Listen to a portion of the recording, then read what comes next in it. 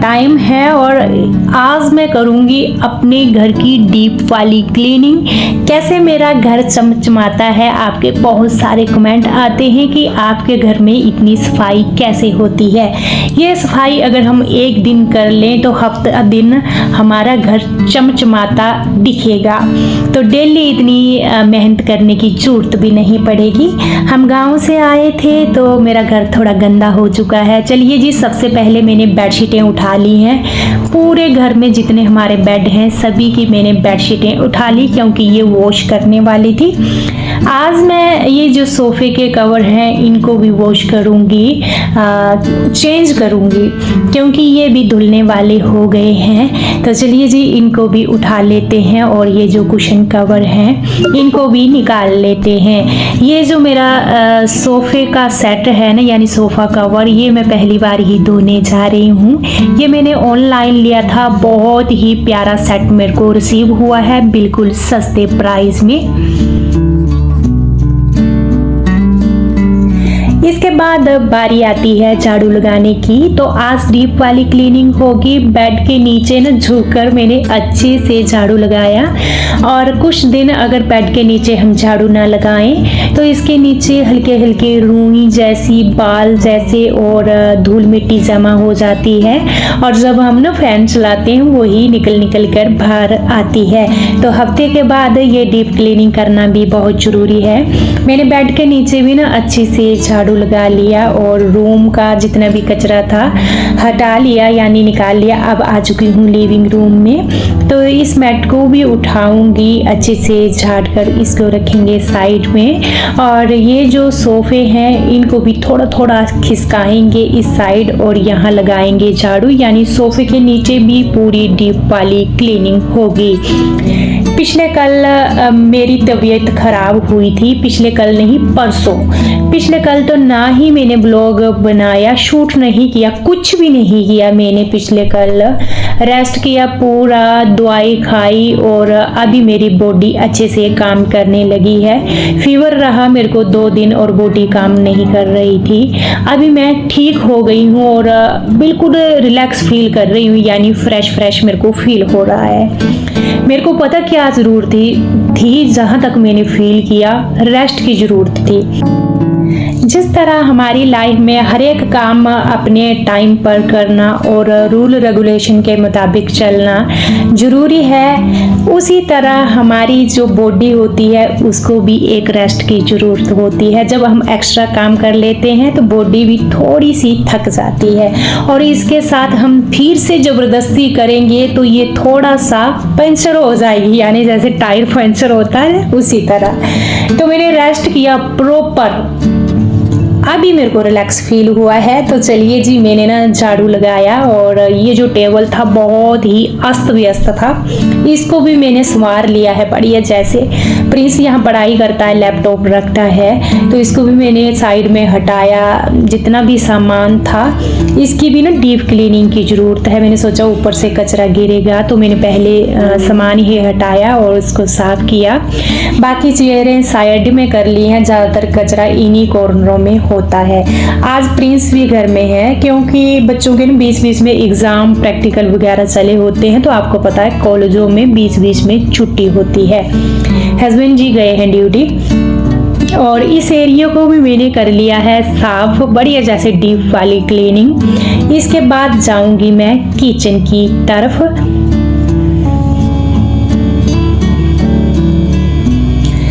यहाँ kitchen area भी साफ कर लिया। डस्टबिन रखने के लिए हमें स्पेशल पीछे मिली हुई है एक जगह, तो मैंने डस्टबिन को भी निकाल लिया है।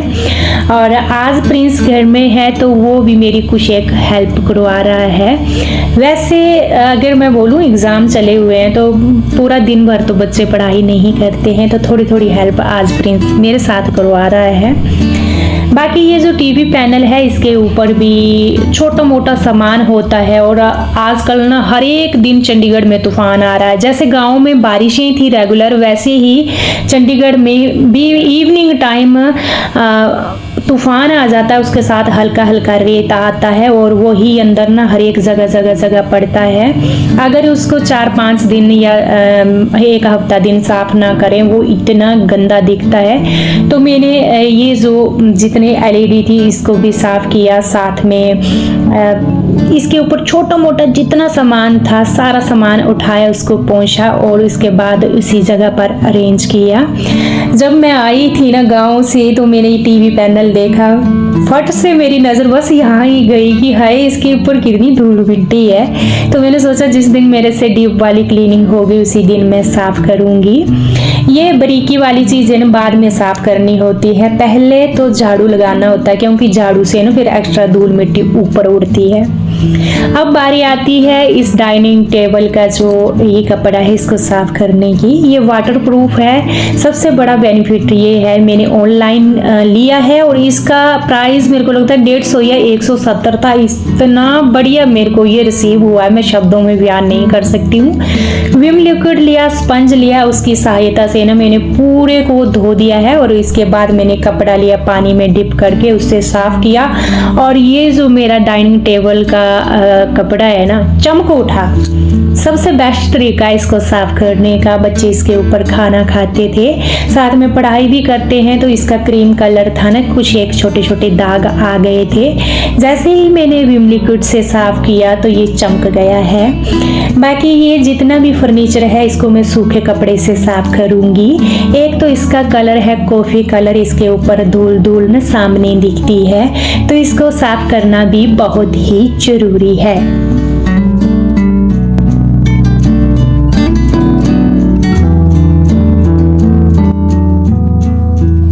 जैसा कि मैंने आपको बताया आज प्रिंस घर में है तो कुछ एक हेल्प उसने भी करवाई, यानी घर के जितने भी शीशे हैं वो मेरे प्रिंस ने ही साफ किए। और घर के अंदर ना छोटे छोटे बड़े बड़े खिड़कियों के शीशे बहुत सारे हैं, तो पहले अंदर की साइड साफ करना होता है कॉलन डाल करके, फिर से बाहर की साइड जाना होता है। तो ये ना एक बड़ा काम होता है, तो ये प्रिंस ने संभाला था। और एक भी दाग नहीं छूटना चाहिए शीशे के ऊपर, अगर एक दाग छूट जाए तो बिल्कुल गंदा गंदा लगता है। और ये काम ना प्रिंस बहुत ही डीपली करता है। यहाँ मैंने किचन के जो कपबोर्ड थे वो बाहर वाले हिस्से में साफ कर दिए, इसके ऊपर हल्के हल्के छींटे लगे हुए थे। बच्चे जब काम करते हैं ना उनके हाथ गिल्ले होते हैं, किसी चीज़ से भरे हुए डायरेक्ट हाथ लगा देते हैं, ये बच्चों में इतनी बारीकी नहीं होती है। ये एरिया साफ किया, इसके बाद आ गई हूँ अंदर। जो हमारा ये शीशे हैं ड्राइंग शीशे, इसको साफ करने के लिए इसके ऊपर कॉलिन डाला और बढ़िया जैसे इनको भी चमका दिया। पता क्या, जब बच्चे ऑयल या कोई क्रीम वगैरह लगाते हैं तो डायरेक्ट हाथ लगा देते हैं इसके ऊपर, ये गंदे पड़े हुए थे। अब बारी आती है ये जो हमारा फ्रिज है इसको भी साफ करने की। आजकल फ्रिज बहुत ज़्यादा यूज़ हो रहा है और कभी बच्चे कभी हम भी हो गए किचन में काम करते करते डायरेक्ट इसको खोल देते हैं, तो इसके ऊपर भी हल्के हल्के दाग धब्बे आ जाते हैं। कॉलिन से ये सबसे बेस्ट साफ होता है, तो मैंने कॉलिन डाला और अच्छे से साफ कर लिया। ये जो फ्रिज है हमारी लिविंग रूम में है और एक हल्का सा धब्बा भी होना तो डायरेक्ट दिखता है, तो बिल्कुल भी अच्छा नहीं होता है। इसका साफ होना भी बहुत ही जरूरी है। इसके बाद मैं आ गई हूँ ये जो खिड़की है इसको साफ करने के लिए।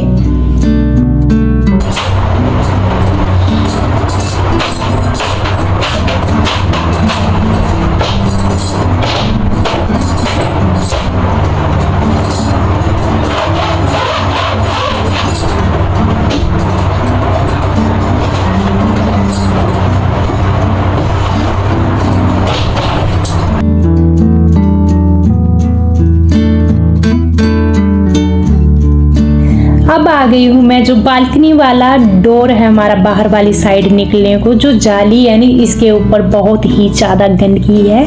हमारे फ्लैटों के नीचे रोड चलता है, गाड़ियाँ बहुत सारी, तो धूल मिट्टी वगैरह उड़ती है, तो ये जाली भी साफ करना बहुत ही ज़रूरी है।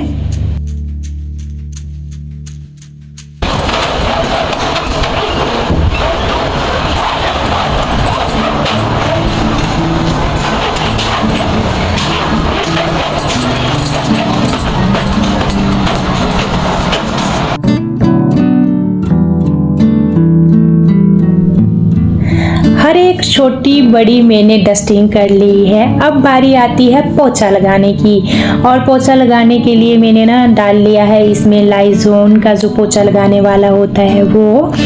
आज डीप वाली क्लीनिंग होगी तो चलिए जी बेड के नीचे भी मैं करूँगी साफ। और ये जो मोप है ना सबसे बेस्ट है बेड के नीचे साफ करने के लिए। और इस बार मैंने पोछा 2 बार लगाया था क्योंकि बेड के नीचे से गंदगी निकल रही थी, फिर मैं पानी में डिप कर रही थी, इसी रीजन से मैंने 2 बार पानी चेंज किया और अच्छे से पोछा लगाया। ये जो मेरे डाइनिंग चेयर वगैरह थी ये भी मैंने खिसकाई, इसके बाद पोछा लगाया है।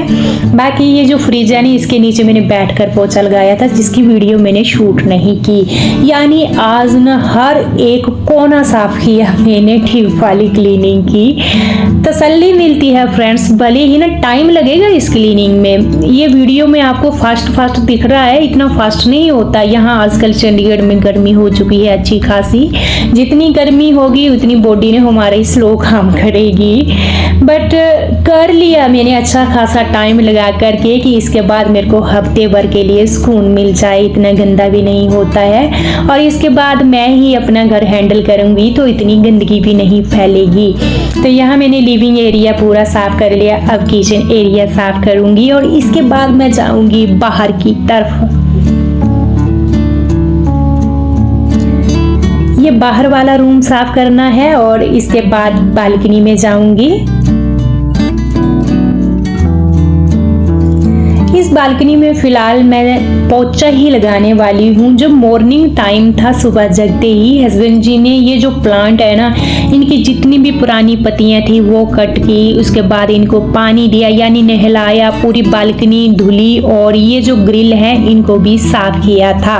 तो मैंने मोटा मोटा ही पोछा लगाया और मेरे घर की क्लीनिंग हो चुकी है पूरे घर की, यानी चमक उठा है घर। और इसके बाद बारी आती है जो मैंने सुबह की बेडशीटें उठाई थी उनको बिछाने की। आज बेडशीटें चेंज होंगी, कॉटन की ही बेडशीटें बिछती हैं, गर्मी अभी हो गई है चंडीगढ़ में। तो बेडशीट बिछाने के लिए भी ना फ्रेंड्स अच्छा खासा टाइम लगता है सेट करने के लिए, अभी ही टाइम लगेगा, इसके बाद बहुत ही कम।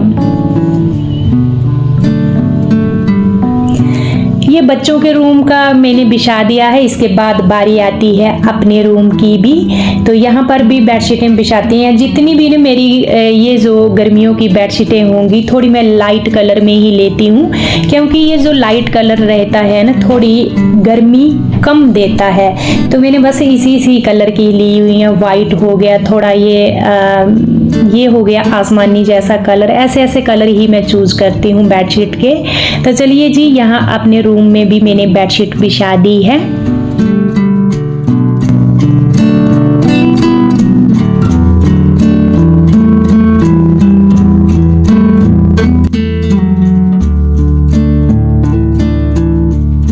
ये हमारा बाहर वाला रूम है, ये बहुत ही कम यूज में आता है, बट जब इवनिंग टाइम होता है तो कभी कभार मैं और हस्बैंड जी इस रूम में बैठते हैं, कभी कभार बच्चे।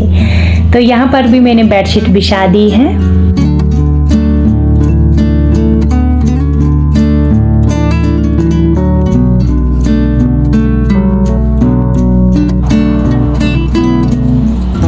अब बारी आती है सोफे के कवर जो मैंने उठाए थे उनको बिछाने की। तो मैंने यहाँ कुशन कवर भी साथ में लगा दिए हैं और जो सोफे कवर हैं उनको भी लगा दिया है। चलिए जी इन कुशन को रखते हैं और हर एक चीज़ ने मैंने घर की चेंज कर दी, यानी बेडशीट हो गए, सोफे कवर भी चेंज हो चुके हैं। मैट को भी बिछाते हैं। आजकल पोछा बहुत ही जल्दी सूख जाता है, इतनी भयंकर वाली गर्मी है। और फाइनली लुक मैं आपको अपने घर का दिखाऊंगी जो मैंने कड़ी मेहनत से साफ किया है, जिसको 1 घंटा या 1.5 घंटा नहीं लगा, बहुत सारा टाइम लगा है।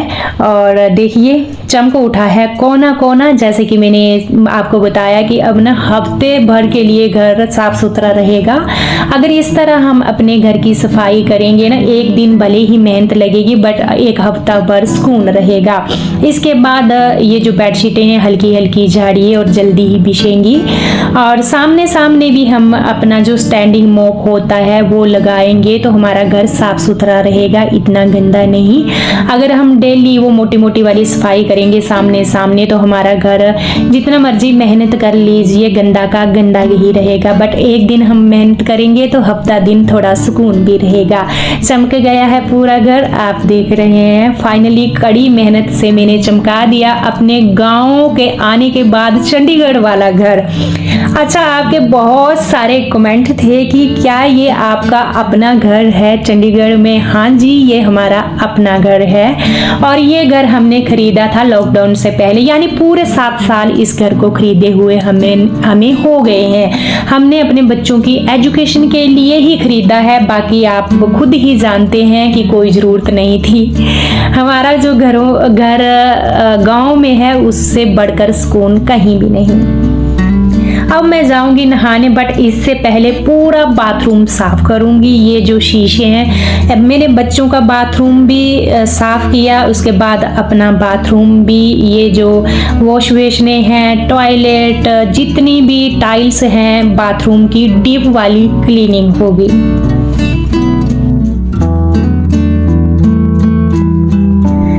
आज मैंने बाल भी धुले और नहा ली हूँ, फ्रेश हो गई, बहुत ही सुकून मिला।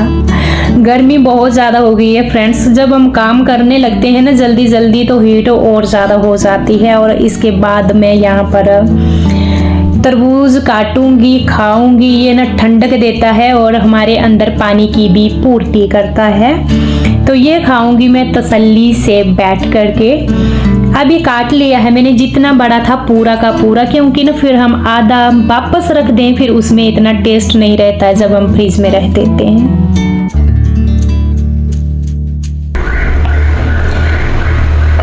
ये फिलअप कर दिया है बाउल एक, और ये मैं खुद खाऊंगी।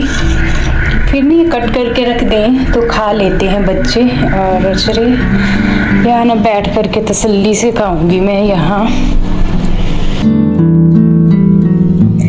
तसल्ली से बैठकर मैं अपना तरबूज इंजॉय करूंगी। और अच्छा, इस गर्मी के मौसम में जितना ज़रूरी हमें काम करना है उससे ज़्यादा ज़रूरी हमें अपनी बॉडी का ध्यान रखना है। टाइम टू टाइम नींबू पानी पीती हूँ, सबसे बेस्ट मेरा यही है। दिन के एक बार मैं दिन को ज़रूर 12 या 1 बजे आधा लीटर पानी लूँगी, उसमें 2 नींबू निचोड़ूंगी, थोड़ा सा सेंधा नमक, और वो पीऊँगी। या मिश्री जो होती है एक धागे वाली मिश्री, वो भी मैंने रखी है, वो पीती हूँ। तो बॉडी के अंदर इतनी गर्मी भी नहीं आती है और पानी की कमी भी नहीं होती है। जो नींबू होता है ना वो पानी की कमी हमारी दूर करता है। जैसे ये सीजनली फ्रूट हो गए सीजन के, अभी ये तरबूज बहुत ज़्यादा चला हुआ है, ये खा लिए बीच बीच में। अपनी बॉडी का ध्यान रखना बहुत ही जरूरी है। पिछले ब्लॉग में आपने देखा था मेरी तबीयत डगमगा गई थी, मैंने ध्यान नहीं दिया। गाँव में अंधाधुंध दिन रात काम किया मैंने, अपना ध्यान ना तो खाने का दिया ना तो रेस्ट किया। उसका नतीजा मेरे को 2-3 दिन भुगतना पड़ा। मैंने बॉडी को रेस्ट दिया, और मैं जब अपनी बॉडी को रेस्ट देती हूँ, रेस्ट का मतलब रेस्ट, खाना भी नहीं बनाऊंगी, मेरे को मेरे हस्बैंड जी भी फोर्स नहीं करते हैं। कभी कभार ब्रेड ले आए, कभी कभार खिचड़ी बना ली। घर गंदा है चलेगा, कोई बात नहीं, बट फर्स्ट प्रायोरिटी है अपनी बॉडी पर ध्यान देना। अब मेरी बॉडी रिकवर हो चुकी है। और चलिए जी, इसी के साथ ही इस ब्लॉग की मैं एंडिंग पर पहुंच गई हूँ। कल मिलूंगी आपसे, तब तक के लिए bye bye and take care.